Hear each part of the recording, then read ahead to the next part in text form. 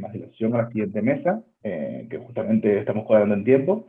Esta mesa se titula Retos de futuro para consolidar el ecosistema de economía azul en Canarias. Antes de comenzar a presentar a los intervinientes, simplemente comentar unas pautas que ya, por si alguno se ha incorporado posteriormente, ya las he ido comentando en las anteriores mesas, un poco para que todo transcurra de forma fluida. Lo primero que nada, pedirles que los micrófonos de los no intervinientes permanezcan apagados. Para la persona interviniente, en este caso, que verifique que no tiene sonido en su dispositivo móvil para evitar interferencias o ruidos extraños.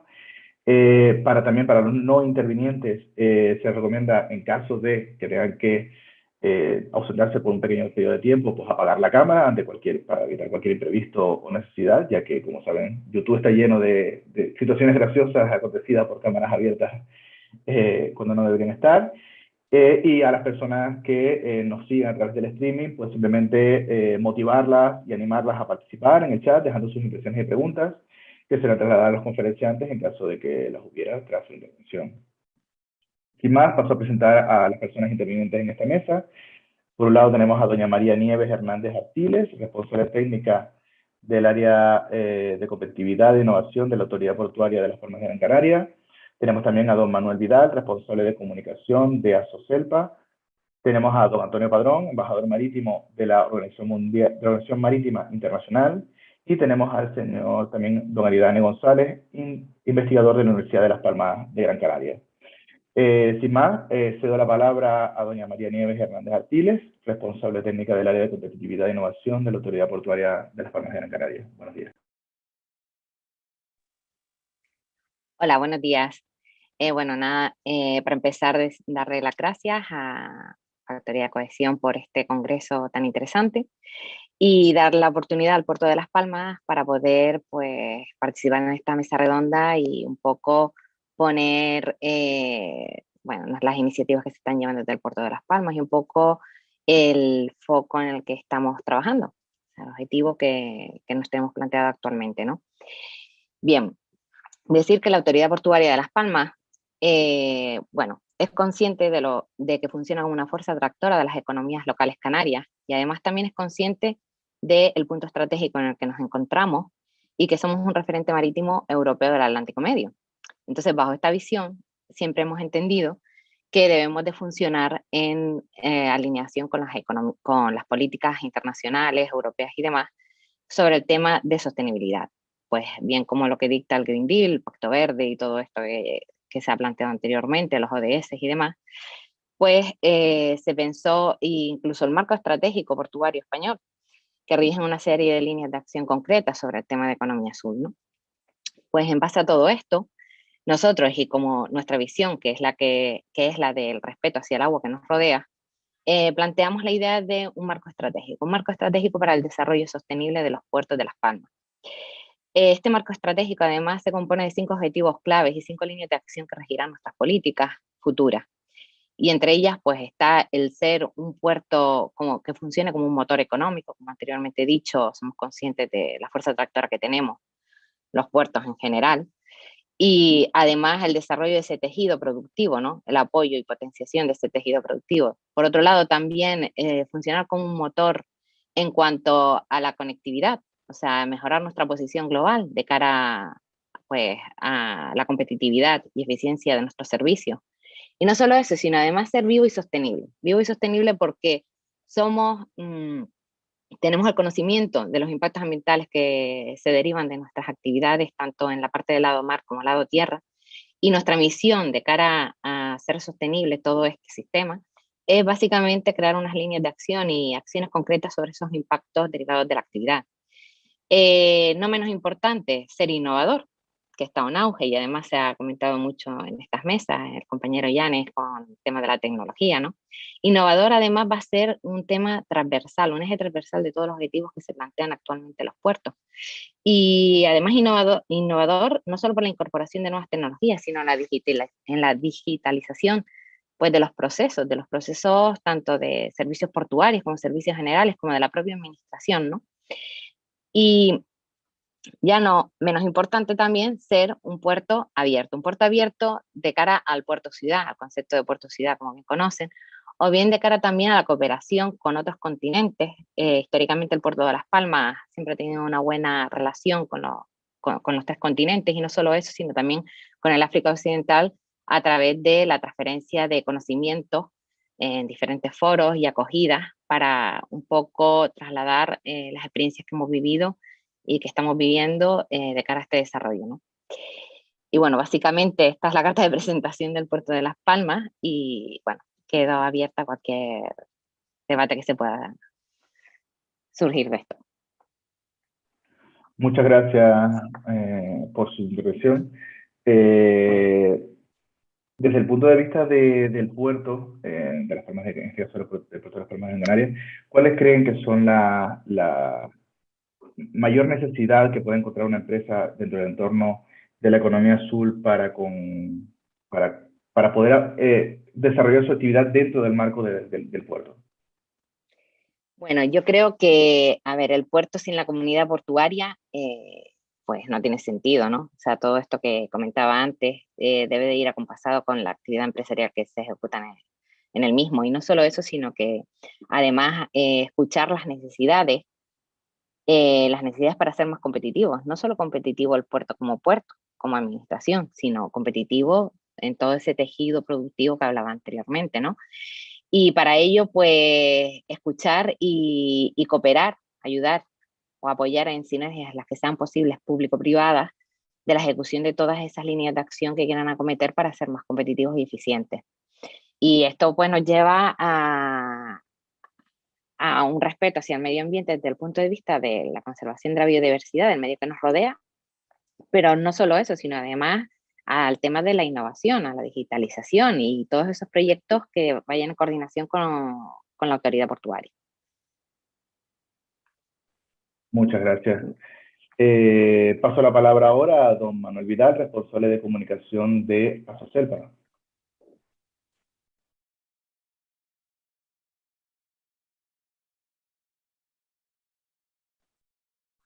A ver si está por aquí.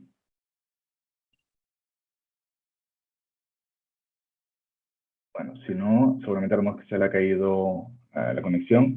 Pasamos el turno de palabra, si le parece bien, a don Antonio Padrón, embajador marítimo de la Organización Marítima Internacional. Lo saludo con una especial atención, porque conozco a su hijo, entonces aprovecho la ocasión para nombrarlo, porque además Antonio por temas de trabajo y una persona encantadora. Así que nada, le cedo la palabra a don Antonio Padrón. Gracias en primer lugar por la invitación y evidentemente mi hijo está en Tenerife después de, como algunos sabéis, desde 14 años como capitán marítimo de la provincia de Tenerife, pues allí he dejado parte de mi familia porque ahora estoy trabajando en la península, ¿no? Bueno, yo voy a hablaros de un poco las expectativas profesionales que hay en el sector de la economía azul, y voy a concretarlo un poco más, si cabe, para el caso de Marina Mercante, que es donde yo me he movido, ¿no? Voy a compartir la pantalla.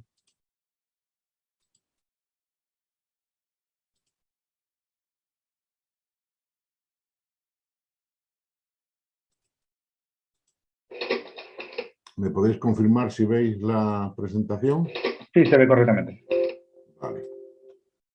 Pues un poco ese es el esquema que voy a seguir, ¿vale? Y voy a intentar ser muy breve por si después hay alguna pregunta, ¿no? A mí me gusta mucho esta frase de Arthur Clarke, que es un conocido autor de ciencia ficción y que leía desde bastante chiquillo, cuando era jovencísimo. Empecé a leer a este autor. Siempre me ha gustado la ciencia ficción y por eso hasta hoy día veo Cuarto Milenio, ¿no? Cada domingo, ¿eh? Y lo recomiendo. Arthur Clarke decía: ¿cuán inadecuado es llamar Tierra a este planeta cuando es evidente que debería llamarse océano? Está claro, esto todos lo sabemos, pero quizás nos equivocamos en el nombre de nuestro planeta. Los océanos, como sabemos, tienen más del 70% de la superficie de la Tierra Y algo de lo que yo mismo me he sorprendido cuando encontré este dato es que los mares incluyen la biomasa más grande de la Tierra. Es decir, hay más seres vivos en los mares que en los continentes donde desarrollamos nuestra vida, en los continentes de tierra. Y en cambio, conocemos más de Marte, ¿no? Se dice ya de la superficie de Marte que de los fondos marinos. Poco a poco eso está cambiando y la investigación está avanzando a pasos agigantados, ¿no? Por hacer un repaso en las posibilidades que tienen profesionales para los jóvenes, y esa es un poco una de las misiones. Yo actualmente trabajo como consejero técnico del director general de la Marina Mercante y además, como me habéis presentado, soy embajador marítimo de la Organización Marítima Internacional, que es un programa que creó la OMI para precisamente con un objetivo básico, que es alentar a los jóvenes a conocer el sector marítimo, a acercarse a él y, ¿por qué no?, pues poder desarrollar en el futuro alguna actividad profesional, ya sea como navegante, como marino directamente, o bien en cualquiera de las ramas que tiene la economía azul. Evidentemente, las áreas económicas que vamos a repasar rápidamente son muy variadas y tienen cabida muchísimos profesionales, desde todo tipo de ingenierías. Acabamos de escuchar alguna exposición de temas de submarinos, ¿no? de ROVs submarinos, interesantísimo, hasta pues el derecho marítimo para los abogados, la economía marítima. Todo es un mundo. Lo que ocurre que generalmente los jóvenes llegan aquí, y en mi caso fue similar, precisamente porque tenemos a alguien cercano que nos habla del mar, que nos cuenta, o que trabaja ya en un barco, y este tipo de cosas es lo que nos suele acercar al mar y a las profesiones marítimas. Con esa misión, por tanto, intervengo hoy aquí, ¿no? Y hacer ese repaso rápido de los sectores que tiene la economía azul, con las posibilidades profesionales que ello supone, la pesca en sus tres vertientes, y en Canarias somos muy conocedores de este sector, la acuicultura, el procesado y distribución precisamente de las propias capturas, ¿no?, de esas actividades. Algo que, si cabe, es bastante importante, y en España, o vamos a decirlo mejor, los españoles no hemos estado muy introducidos en este sector, es el sector offshore, el que se dedica a extraer tanto minerales como petróleo y gas de los fondos marinos, ¿no? Generalmente de plataformas cercanas a la costa, y hoy por hoy se trabaja a enormes profundidades, ¿no? La extracción, por tanto, del petróleo, el gas, incluso algunos minerales, como decía, y todas las actividades complementarias. En Las Palmas, sobre todo, y también en Tenerife, estáis viendo ahí esas enormes plataformas que ya llevan tiempo, afortunadamente. Se ha trabajado muy bien en el diseño de los servicios para este tipo de instalaciones. Y como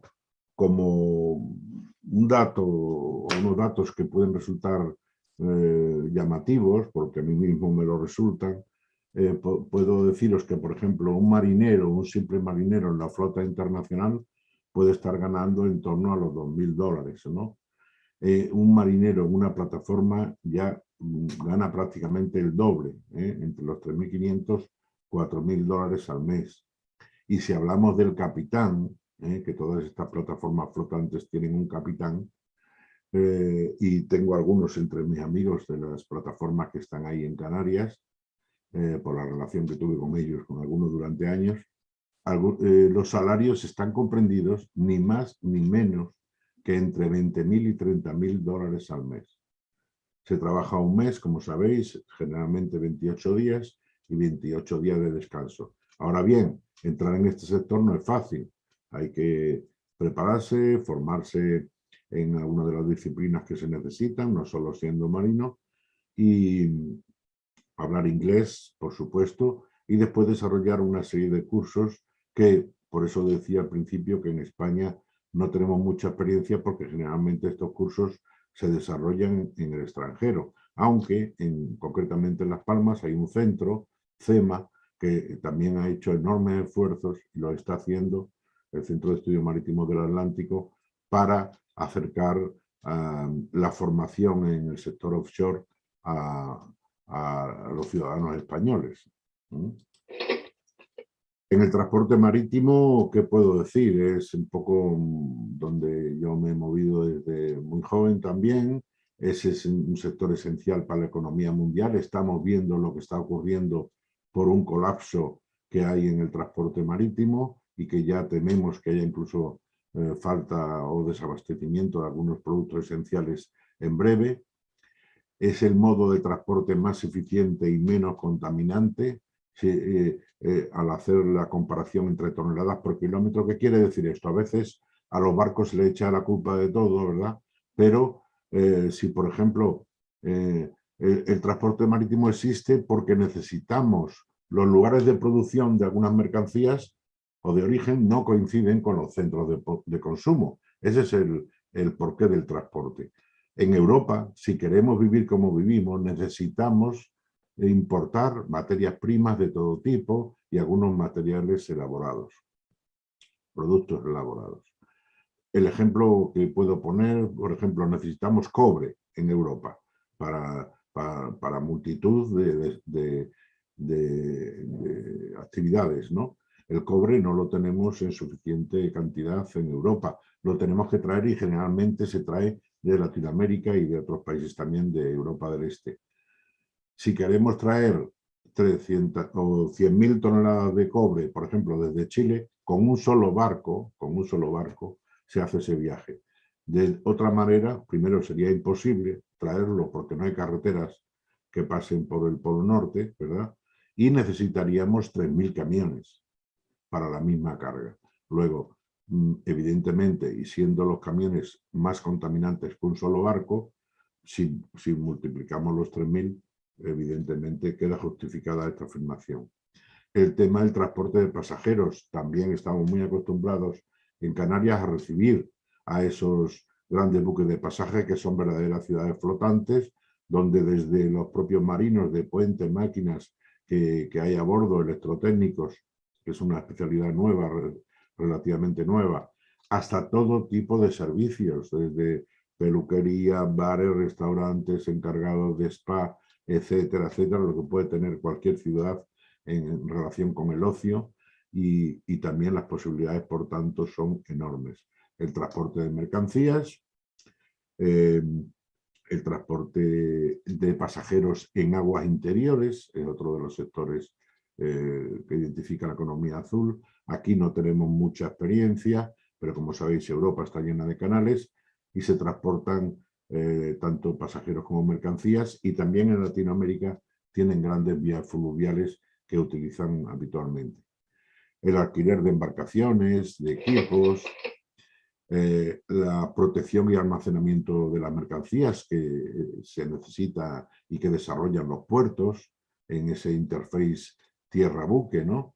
La manipulación, la estiva, todas esas actividades, las obras marítimas, las obras de dragado, de construcción de nuevos muelles, todos los servicios que pueden estar relacionados, además, la reparación y construcción naval, también la conocéis perfectamente en Las Palmas, la construcción de buques, embarcaciones de recreo, maquinaria y sistemas marinos, el ejemplo que hemos visto antes, todos los equipos marinos que son equipos que llevan los buques o las plataformas flotantes, las actividades de reparación y mantenimiento. Es decir, si analizamos cada uno de estos subsectores, es que no paramos, tenemos gran cantidad de elementos.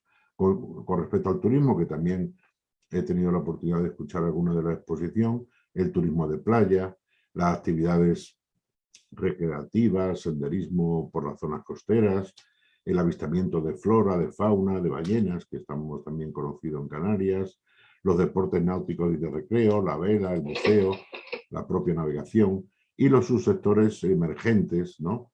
Que perdón, cada día están tomando también más protagonismo en la economía azul, las energías renovables, y creo que de casi todo lo que hemos hablado en Canarias lo tenemos cerca, la energía oceánica, olas, corrientes, mareas, biotecnología, bioeconomía, la minería de los fondos marinos, pero desde el punto de vista de búsqueda y investigación de nuevos materiales, la desalinización del agua de mar, la defensa y protección marítima como concepto estratégico, es decir, muchos países no han dado la importancia debida al transporte marítimo, carecen de flota de bandera propia y ante cualquier, tal y como está la geopolítica internacional, ante cualquier posible colapso nos podemos quedar desabastecidos porque los países que tienen flota van a dar preferencia a su propio abastecimiento y por tanto mover sus propios buques en su favor. Fijaros, el transporte marítimo a nivel internacional, buques de navegación internacional, y son en torno a los 90.000. Son buques mayores de 500 GT. Esto lo quiero dejar claro porque si consideramos todos los buques de transporte marítimo, incluyendo la pesca, tenemos más de 200.000 en el mundo. De esos 90.000 buques hay unos 2 millones de marinos, entre oficiales y tripulantes subalternos, y además lo que es más interesante, se crean por cada persona en la mar, embarcada en un barco, se crean en tierra 10 empleos. 10 empleos que son necesarios y complementarios a la actividad marítima. Este transporte marítimo, por su importancia, radica en que cubre esas necesidades a veces críticas de transporte entre los estados y además está claro que, considerando los factores técnicos y económicos, hay algunos transportes que solo y exclusivamente se pueden hacer por vía marítima. Por tanto, insisto una vez más en esta tan importante afirmación: para vivir como vivimos necesitamos del transporte marítimo. Es una industria en permanente crecimiento, excepto aquí en el año 2008-2009, que hubo una pequeña caída por la crisis, pero la curva es ascendente, no para de crecer. Evidentemente, con el COVID va a haber también una pequeña bajada, porque sabéis que ha parado la flota de pasajeros, ha parado parte de la flota auxiliar del sector offshore. En fin, este efecto se va a notar en las próximas estadísticas. En cuanto a los puertos, ¿qué puedo deciros? Pues también dentro de esta industria marítima se encuentran como factor esencial los puertos. Y ahí tenemos, por ejemplo, el ejemplo del puerto de Shanghái, que mueve casi 50 millones de TEUs al año. TEUs son unidades de transporte de contenedores de 6 metros o 12 pies. Pero ¿qué ocurre? El transporte marítimo crece, los puertos crecen para dar respuesta y cabida a todos esos barcos cada vez más grandes, pero la formación y disponibilidad de marinos está limitada. Este es un problema al que nos estamos enfrentando ahora. Por eso también la OMI creó este programa de embajadores marítimos que designan los diferentes estados miembros y para transmitir a esos jóvenes, como decía, las oportunidades profesionales que nos puede traer este sector, donde muchos, entre ellos yo mismo, pues he desarrollado mi vida profesional, ¿no? Tanto en la mar como en tierra. Es una oportunidad interesante y, como decía, también con esas otras facetas que evidentemente tienen su importancia, como la ingeniería, la economía marítima, el derecho marítimo, etc. Aquí tenemos un estudio reciente de la International Chamber of Shipping, que es la Cámara Internacional de Navegación o de Transporte Marítimo, que hace un análisis de la oferta y demanda de oficiales, en este caso, ¿no?, que son los mandos en los barcos y que se forman en las universidades, ¿no?, en la Escuela de Náutica y también en institutos de formación profesional marítimo-pesquera. Como sabéis, tenemos 2 institutos en Canarias, varios, y hay una de las 7 escuelas de náutica españolas se encuentra precisamente en Tenerife. Este año tenemos un déficit ya de en torno a 92.000 oficiales a nivel mundial y se espera que en el 2025 sean en torno a 150.000 el déficit. En la actualidad, más de 700.000 oficiales trabajan en la flota internacional Y en 2030, siguiendo a este ritmo, vamos a necesitar en torno a 1 millón de oficiales. ¿Por qué? Además, porque muchos se van a jubilar, muchos de los actuales, y otros muchos van a cambiar de trabajo. Es muy habitual la vida de marino, generalmente los titulados, que alcanzan puestos de responsabilidad en plazos muy breves, en torno a los 10 años uno puede ser capitán de un barco desde que empieza, o jefe de máquinas, y después se suelen buscar alternativas en tierra, donde hay muchas actividades también relacionadas y en las que son muy valorados los marinos. Por tanto, de aquí al 2030 vamos a necesitar unos 700.000 nuevos oficiales, lo que significa graduar en torno a 70.000 al año, y no estamos llegando ni de broma a esa cifra. Ya se empiezan a notar competencia entre algunas navieras para contratar a oficiales, digamos, en plan jugadores de fútbol, ¿no? Para fichar a nuevos oficiales, porque es que está habiendo una falta enorme. El primer sector que ha comenzado a sentirlo muy gravemente es el sector de la pesca. Y además, muchos oficiales atraídos por salarios mucho más altos que hay en países extranjeros, ¿no? En la pesca, muchísimos de los titulados se han ido a Francia, incluso a Inglaterra, a barcos pesqueros, y ahora hay verdaderos problemas. Algunos barcos no se pueden sacar porque no hay tripulantes para ellos. Y como esa, ya estoy terminando, como ese complemento posterior al ejercicio profesional en la mar, tenemos un sinfín de posibilidades. Yo pertenezco también al grupo de trabajo sobre buques y tecnología marina de la International Standard Organization. Nos reunimos periódicamente y hemos elaborado una guía de la carrera marítima. Esto se va a publicar, es casi una primicia porque se va a publicar a primeros del año que viene, pero ya os puedo adelantar, ¿no? ¿Qué posibilidades tienen los marinos, además del transporte marítimo, que es la faceta directa? Pues en los puertos, en la logística, cada vez más los puertos se están dando cuenta de la importancia que tiene contratar capitanes, por ejemplo, para el tema de maniobras en los puertos, la organización de los tráficos, etcétera. La protección del entorno marino, la ingeniería marina, la política y el derecho marítimo, la protección marítima, es lo como la OMI dice que debe traducirse security, ¿no? Nosotros lo traducimos como seguridad, pero los ingleses tienen dos palabras, tienen security y safety. El safety es la seguridad de la vida humana y el security es la protección frente a actos vandálicos o terrorismo, ¿no? El seguro marítimo,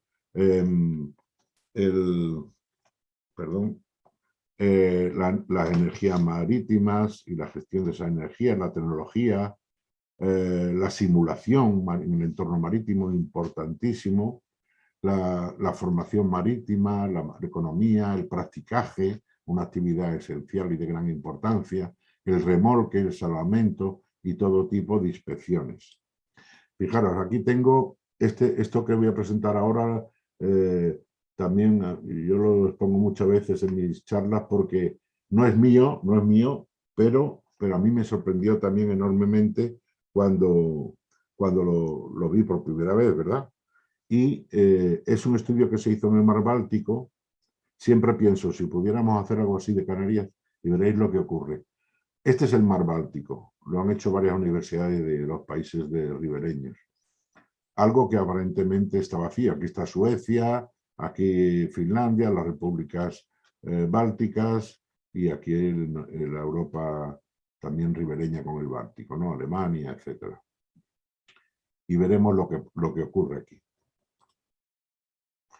Los temas de territorio, de atracción incluso turística, ¿no? De muchas zonas de esta zona, que van muchos cruceros, las zonas de exploración y explotación de petróleo y gas, los cultivos marinos, las obras que hay de interés en la costa, los puertos, las rutas y líneas de navegación, las actividades militares que también se hacen en la mar, en zonas restringidas a veces, los temas culturales también de interés, las zonas de conservación, muchas veces áreas marinas protegidas, las obras de dragado, canales, los cables submarinos, sin los cuales no tendríamos internet, por ejemplo, la pesca, los bancos de pesca, las energías renovables, el ocio náutico, en definitiva, como veis, la extracción de minerales, algo que parecía vacío, es terrible, ¿no? Como se llena de actividad, de vida y por tanto también de oportunidades de futuro. Yo siempre he soñado, pasa que no he llegado a hacerlo, quizá por falta de acceso a la información, de hacer esto con las Islas Canarias. Me hubiera encantado, me encantaría. Y ahí lanzo el reto, porque estáis ahí, si alguno puede. Y para terminar, y esta también es una frase que le decía a los chicos de la Escuela de Náutica cuando alguna vez daba alguna conferencia en Tenerife, esta es una frase de Miguel de Unamuno, que dice: la mar cierra a los unos nuevos horizontes, a otros se los abre. Muchas veces cuando yo me vine para Canarias, hace ya 18 años que llegué, muchos peninsulares me decían: allí te vas a sentir aislado. No, la verdad que nunca he sentido eso, todo lo contrario, ¿no? Tengo grandes amigos que todavía perduran hoy mismo.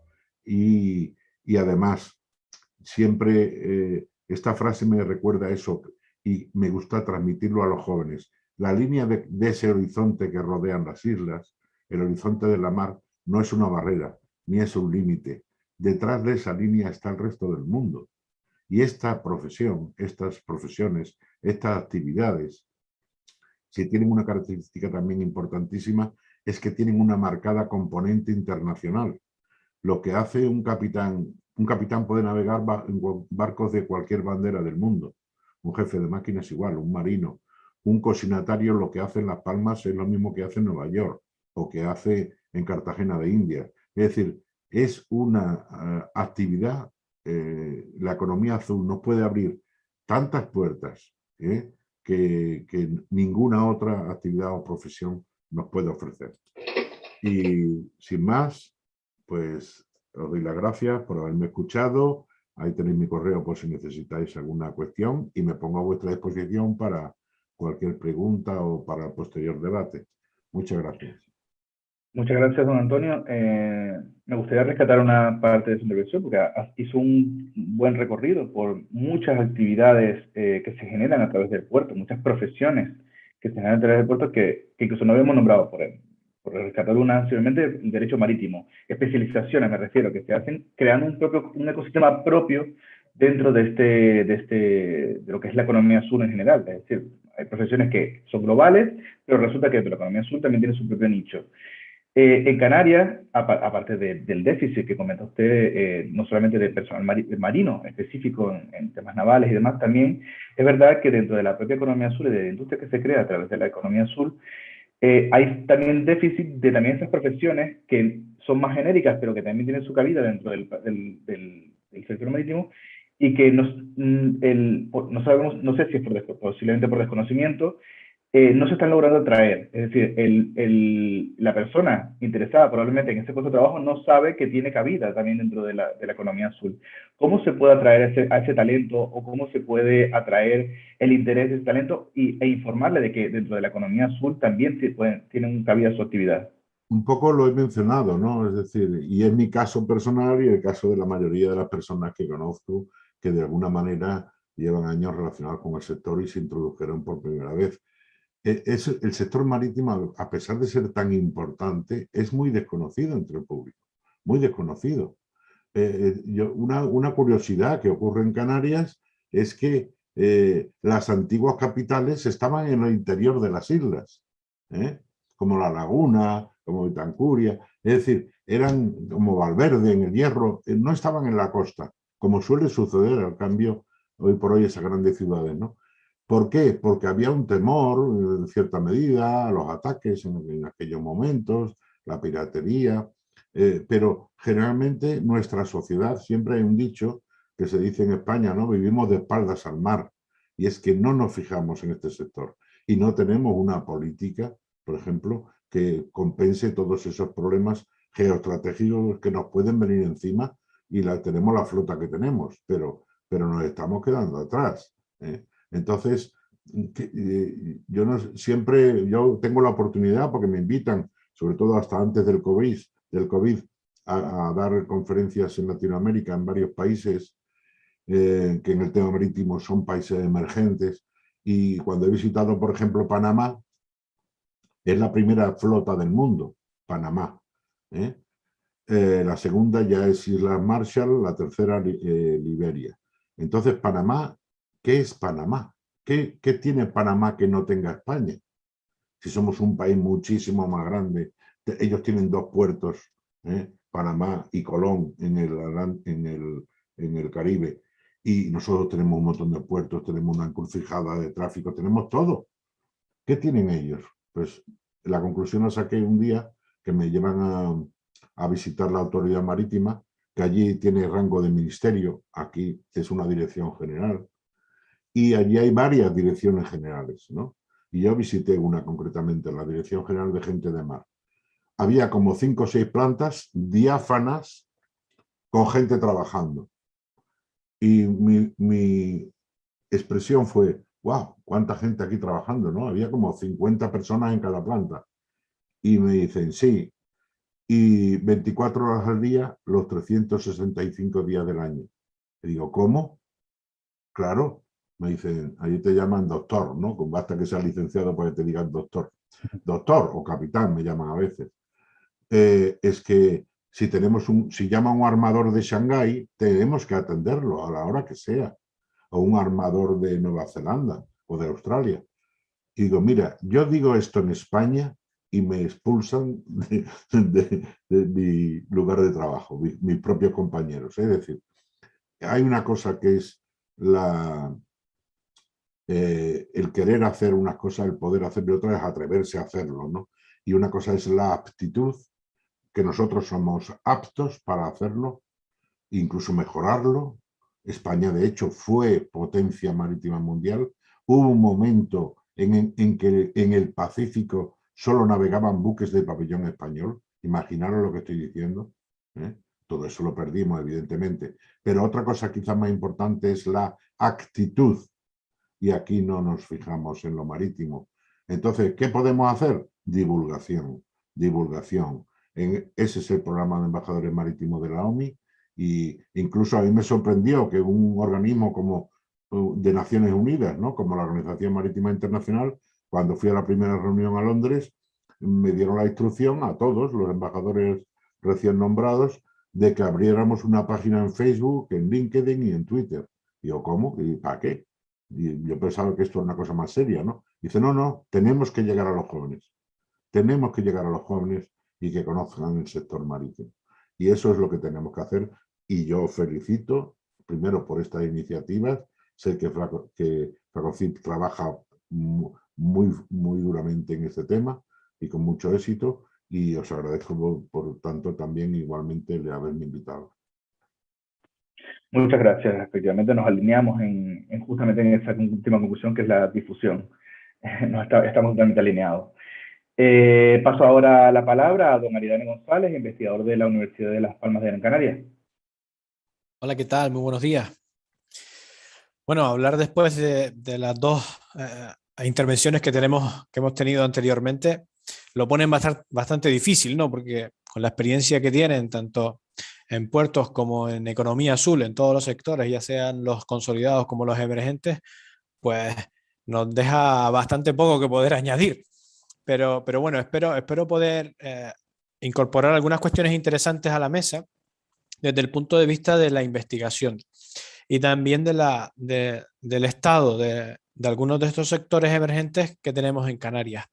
Como ustedes bien saben y han presentado anteriormente, en Canarias tenemos sectores que están bastante consolidados, relacionados con la economía azul, el transporte marítimo, el turismo azul, la pesca, incluso algunos como la acuicultura, el transporte de personas, cruceros, la desalación, que es uno de los sectores potentes que tenemos en Canarias, porque tenemos que recordar que la desalación, que Canarias ha sido puntera en desalación a nivel internacional desde hace décadas debido a la enorme necesidad por el agua que tenemos en Canarias. Qué decir también de puertos y bunkering. donde pues estamos bastante arriba, ¿no? A nivel internacional. Y luego tenemos otros sectores, ¿no? Que son pues estos sectores emergentes donde, a pesar de la necesidad, del interés, de tener el potencial porque tenemos capacidades científico-técnicas, tenemos personal cualificado, pero no conseguimos despegar. Y hablo principalmente de la biotecnología. Como bien comentaba el ponente anterior, la biotecnología es uno de los sectores emergentes con mayor potencial. Hay atractivo, hay interés internacional de empresas para venir a Canarias, porque las condiciones oceanográficas, climatológicas, etcétera, que tenemos en Canarias, pues tienen bastante interés. Y además ofrece oportunidades para que esta biotecnología se produzca con mayores garantías que en otros lugares y con mayor calidad. Sin embargo, no conseguimos despegar ese sector y podemos decir que somos la cola de España en este sector, cuando hace una década hablábamos de poder ser la punta de lanza de España en Europa sobre este sector. Y luego también pues otros sectores como por ejemplo el sector energético, como la energía offshore, habiendo estudios técnicos y científicos que demuestran este enorme potencial que tiene Canarias, a pesar de tener un montón de zonas marinas que son restringidas porque son zonas de conservación o reservas marinas, solo utilizando aquellas franjas que se pudiesen utilizar, tenemos un enorme potencial de producción, pero aún así, pues en Canarias solo tenemos un aerogenerador offshore todavía. Y luego, pues evidentemente el otro sector que desde la universidad también pues nos toca muy de cerca, que es la innovación y la transferencia. Ahora, todos estos sectores donde España no ha sido capaz de crecer, como decían anteriormente, en términos de biodiversidad, minería submarina, digitalización del océano, etcétera, en la universidad de Las Palmas de Gran Canaria en este caso, pero podemos hacerlo extensible a las dos universidades públicas canarias, incluso el Instituto Tecnológico de Canarias, la Plataforma Oceánica de Canarias. Tenemos capacidades para desarrollar diferentes tecnologías porque así lo hacemos y lo hacemos para otras zonas del mundo.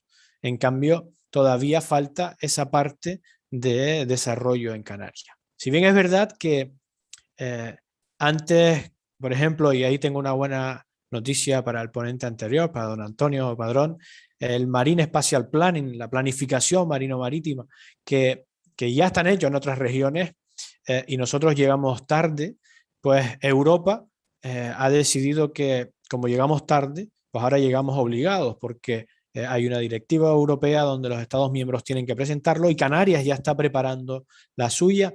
Es verdad que hay algunas zonificaciones hechas por científicos, por la comunidad científica, separando estas zonas de especial conservación, zonas de reserva, etcétera, y exponer ahí qué actividades marino-marítimas podemos desarrollar, pero sí que ya pues se está trabajando, pero ha tenido que venir Europa, y como científico también lo tengo que decir, a decirnos, oiga, hagan ustedes esta planificación, porque la economía azul es un sector en su conjunto económico, un entorno económico donde Canarias puede ser una referencia internacional. Y hay que pasar a la acción, porque yo soy bastante joven, pero esta frase se ha oído durante muchas décadas. Canarias como laboratorio natural para el desarrollo de la economía azul. Y ahora hay que pasar a la acción porque lo exige. Y la economía azul también es un vehículo para modificar nuestros usos marinos de forma que sean sostenibles y que podamos luchar contra el cambio climático. Pero desarrollando también pues esta actividad económica que en lugares como Canarias además tiene un alto interés. Y no es que lo diga un investigador como yo, sino lo dicen el interés de empresas internacionales que vienen a Canarias a implantar su biotecnología y que finalmente su sector económico, digamos, en economía azul, principalmente biotecnología, como he dicho antes, pero se terminan marchando muchas veces porque tenemos enormes problemas. Y ahí es donde también creo que en esta mesa debemos hacer alguna reflexión al respecto. Y ahí, pues digamos que los gestores públicos tienen una alta responsabilidad. La burocracia actual pues no va de la mano del interés del desarrollo de la economía azul, igual que de otras economías. como la circular, por ejemplo, porque cuando pues tienes la idea, el potencial y la capacidad de desarrollar cierto tipo de actividades, pues la burocracia que tenemos ahora mismo, pues termina por aburrir a los inversores, termina por aburrir a los emprendedores para poder desarrollar este tipo de actividades relacionadas con la economía azul.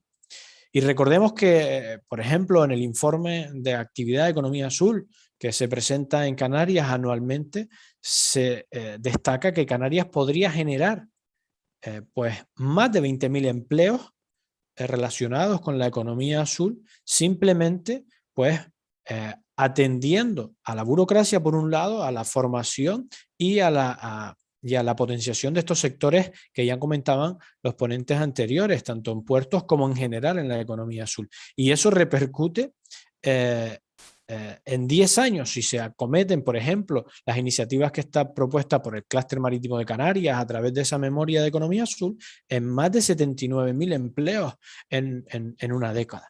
Eso significa que el valor del PIB puede crecer en torno al 9%. Y eso es de especial interés en una tierra donde hablamos muchas veces de la diversificación económica.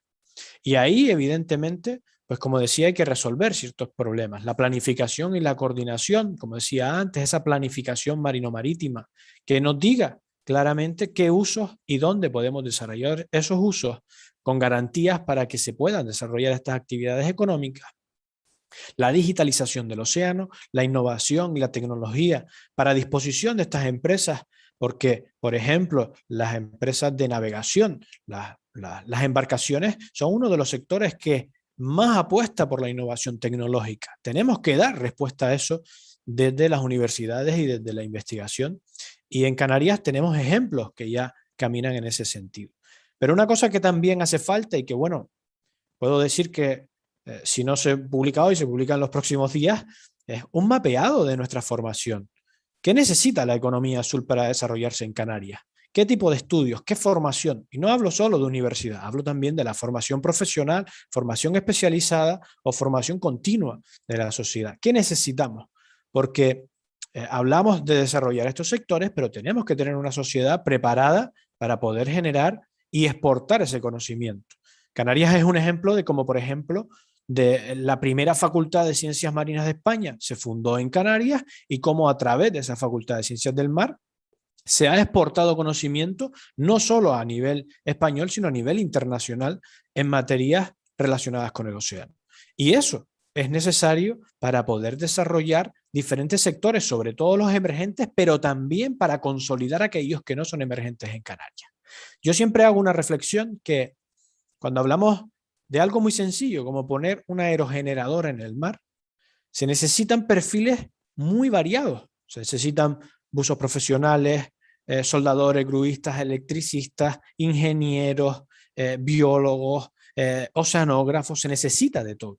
Entonces, tenemos que adelantarnos a esto que queremos desarrollar en Canarias para no vernos en la situación de que cuando vengan estas empresas a instalarse en Canarias no tener la capacidad de ofrecer perfiles profesionales. Y luego, evidentemente, pues hace falta engranar esa maquinaria, ¿no? De inversión privada y pública con universidades, formación profesional, gobiernos y demás, para cambiar sobre todo esta burocracia que tenemos actualmente que no nos deja caminar. Luego, evidentemente, hace falta desarrollar ese Marine Spatial Planning, como decía antes, y revisar nuestras normativas, tanto leyes, directivas, etcétera, para poner en el mapa que Canarias, como región ultraperiférica, como archipiélago, no puede someterse a las mismas, a los mismos procedimientos, digamos, que otras regiones de España, en el sentido de que nosotros al ser islas tenemos varias administraciones que pueden chocar en sus competencias y eso termina por incluso bloquear algunas de estas iniciativas de economía circular. Y ahí el papel, como decían antes, del derecho marino-marítimo, etcétera, es importante, fundamental para poder desatascar a veces y dar un impulso a este tipo de soluciones tan demandadas a nivel europeo. Y antes decía que Canarias tiene un alto potencial en economía azul, y lo tiene porque en Canarias, en cuanto a la parte que a mí más me toca representar, la investigación, la tecnología, la transferencia, tiene, por ejemplo, la Plataforma Oceánica de Canarias, un banco de ensayos de 22 kilómetros cuadrados. Pero además tiene instituciones nacionales, tiene instituciones, universidades públicas, Universidad de La Laguna, Universidad de Las Palmas de Gran Canaria, con centros siempre relacionados a sectores azules. Pero también tiene otros centros autonómicos, el Instituto Tecnológico de Canarias es un ejemplo, el ICIA es otro ejemplo, y luego tiene también pues centros que son más locales, como puede ser, en el caso de Tenerife, el ITER, por dar un ejemplo, ¿no? Y todo esto unido haría que podamos dar soluciones tecnológicas. Ahora bien, necesitamos también fortalecer esa interacción público-privada que creo que es fundamental para el desarrollo de la economía azul. Explorar esos sectores emergentes necesitan del conocimiento, y este conocimiento en Canarias lo podemos aportar porque además tenemos vínculos con centros de alto prestigio a nivel internacional. Y luego, pues, transferir esto a la sociedad, que es el paso más importante. Una sociedad que no viva de espaldas al mar, como ha pasado históricamente, tiene que ser una sociedad que conozca el mar, que le tenga cariño al mar. Y cuando uno habla del conocimiento marino, no solo se refiere al gran azul, sino a su biodiversidad, a su composición química, a sus usos posibles, y cómo eso puede impactar en la calidad de vida y en el desarrollo de las sociedades, porque todas las sociedades donde existe un desarrollo importante de economía azul son sociedades desarrolladas.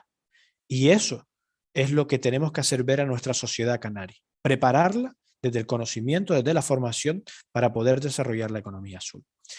Y sin más, pues yo quedo a la disposición de ustedes para resolver cuestiones e intercambiar opiniones con el resto de personas.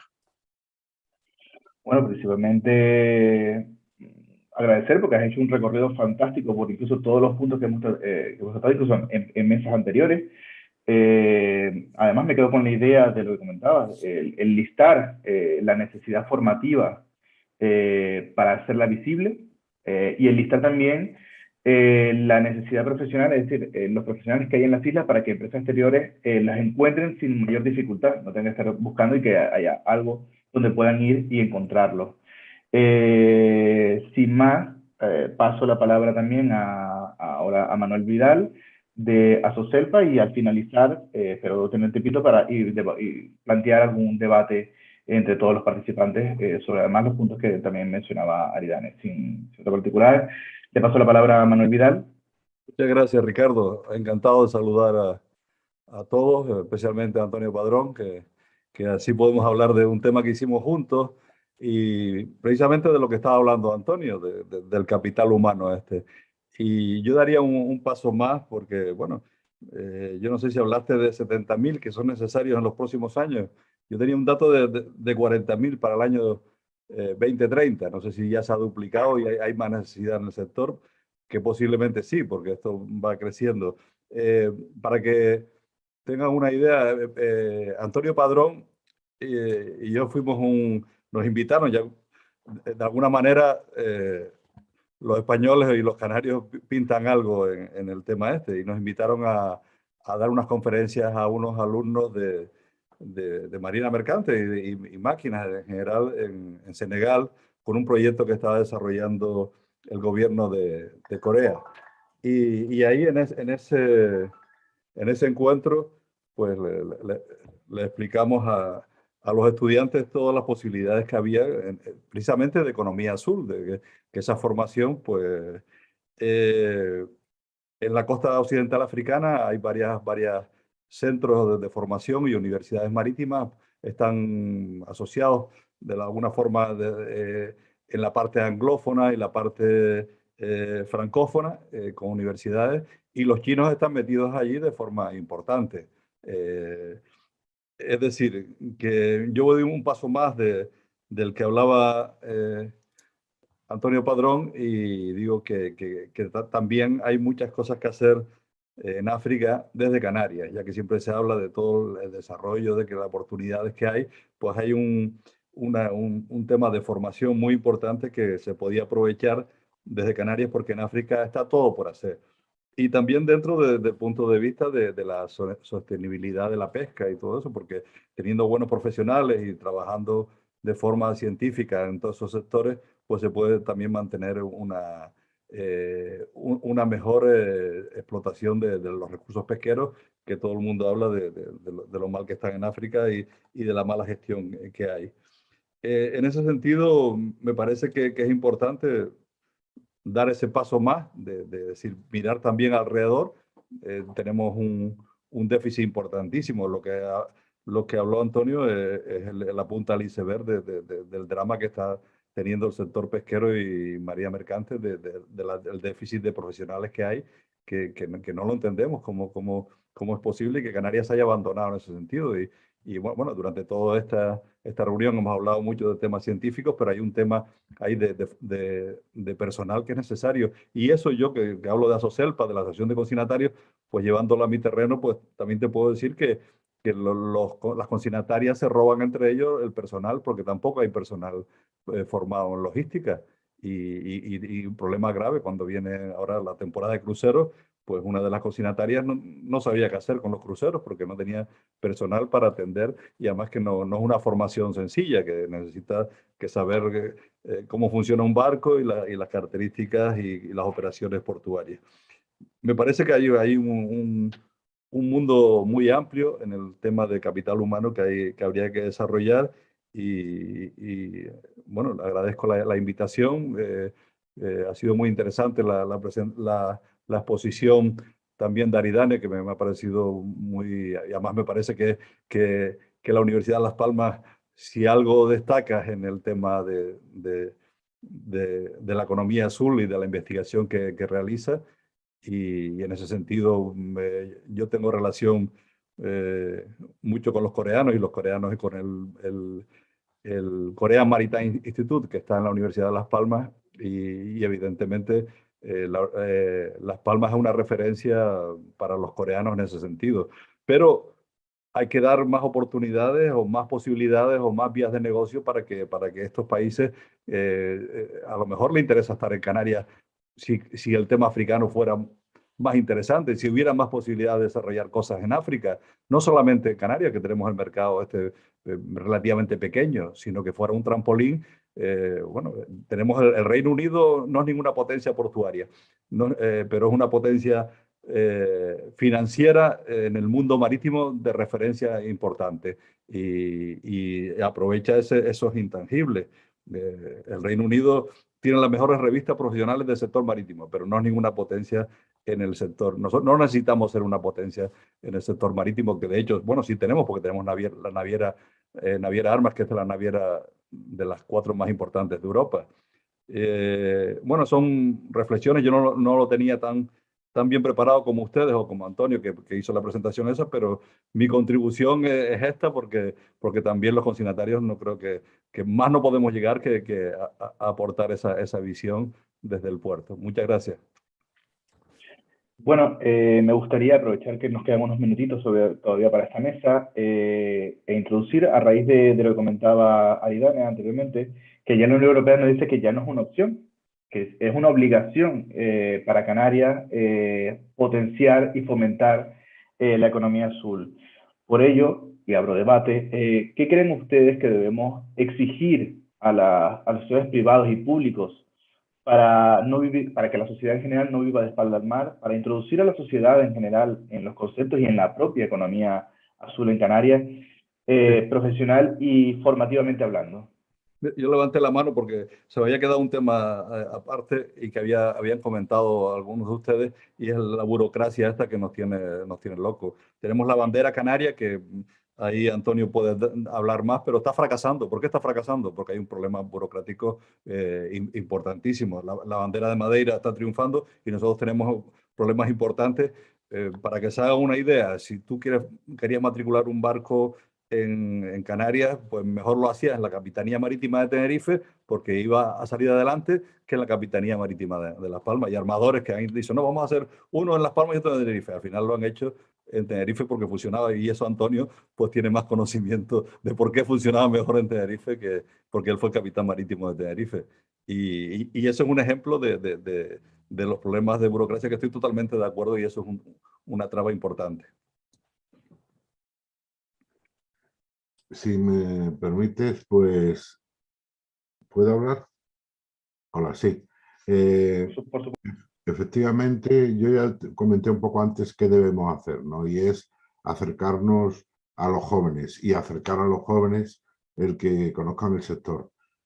Hay problemas, verdaderos problemas en algunos subsectores, como la pesca, las propias consignatarias, lo acaba de decir su portavoz, el que mejor conoce, una de las personas que mejor conoce este sector en las islas, y tenemos que centrarnos en eso, porque hablamos de futuro, y hay que tener profesionales cualificados. Y con respecto al problema del segundo registro, evidentemente es un problema de falta de funcionarios también, de personal encargado. Ahora mismo hay un proceso de, digamos, modernización del segundo registro de Canarias en la Dirección General de la Marina Mercante, donde intervienen varios ministerios, porque también el tema de economía y hacienda es fundamental ahí, para que los armadores tengan ventajas, y lo que se pretende es dar una mucha mayor agilidad a estos registros. Por ley tienen 2 sedes, efectivamente, en Tenerife y en Las Palmas. Pero, como muy bien decía Manuel, un barco lo puede matricular en Madeira o en Chipre o en Malta o en Panamá por internet, y aquí hay que traer como 3 abogados, 4 carpetas de medio kilo de documentos cada una, y bueno, se hace cuesta arriba para muchos armadores, es cierto. Todo eso se pretende, no hay ni una triste página web del segundo registro, como yo le reclamaba a mi director general en aquellos momentos, ¿no? Afortunadamente tenemos una flota de mucha calidad, eso también hay que decirlo, y bueno, esperemos que con estas medidas pues pueda retomarlos y que la flota española aumente, y sobre todo, no me canso de decirlo, el interés estratégico que para todo país tiene y debe tener el disponer de una flota de su propio pabellón. Yo en mi caso, si me permiten, respondiendo un poco a la pregunta que decía el moderador, pues básicamente lo que hablábamos antes, ¿no? Formación, conocimiento del mar y de la empleabilidad del mar. Y no solo universitaria, como decía antes, también a la sociedad en general, también a la formación profesional, porque para poder desarrollar el sector tenemos que crear amor al sector y tenemos que crear profesionales para el sector y trasladar lo importante que es la economía azul y todos sus sectores, no solo para Canarias, sino para la vida en general de cualquier rincón del planeta. Porque si nos hemos desarrollado como sociedades es porque hemos conocido grandes sectores como el tráfico marítimo, etcétera, que ha permitido que se pueda desarrollar las sociedades modernas. Si no, tendríamos un enorme problema. Entonces, para poder desarrollar la economía azul y poder hacer que haya mayor empleabilidad, lo que principalmente yo considero que necesitamos es personas, y para tener personas hay que apostar por su formación y por su preparación profesional. Sí, bueno, yo estoy totalmente de acuerdo con lo que han dicho los ponentes y sí decir y añadir que desde el punto de vista de la administración, en este caso el ente de la autoridad portuaria, yo creo que nuestro papel es básico en el desarrollo de la economía azul desde el punto de vista de ser facilitadores y además encontrar sinergias con la parte público-privada, porque al final, pues claro, o sea, el desarrollo debe de ir acompasado, este desarrollo debe ir acompasado con la administración y que la administración apoye además todo este tipo de iniciativas, porque, o sea, yo esto lo he planteado varias veces, que realmente caminar solos es muy difícil. Y bueno, de la parte administrativa yo creo que se está haciendo un esfuerzo, por lo menos por parte de las autoridades portuarias a nivel nacional, se está haciendo un esfuerzo importante porque muchas están pues trabajando en desarrollo de planes estratégicos para el desarrollo de los puertos, están trabajando de cara con la comunidad para que estas líneas de acción se encuentren acompañadas y además aportándoles fuerza de cara a subvenciones para ejecutar dichos proyectos. y bueno, y poco más, la verdad, porque sí que, por ejemplo, tuve la libertad de leer el documento de Estrategia de Economía Azul del Gobierno de Canarias, que nosotros somos una parte activa y formamos parte del equipo directivo.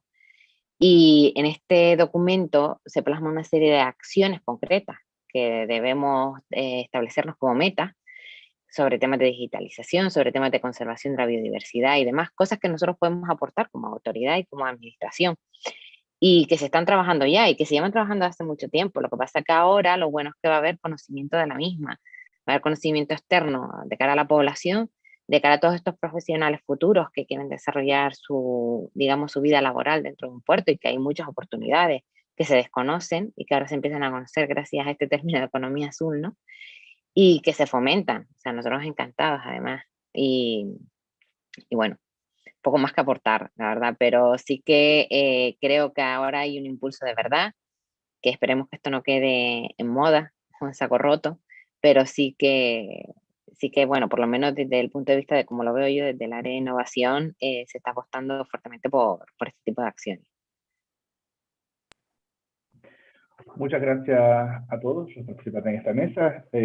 Para ir cerrándola, recordamos que el título de la mesa era Retos de futuro para consolidar ecosistemas de economía azul en Canarias.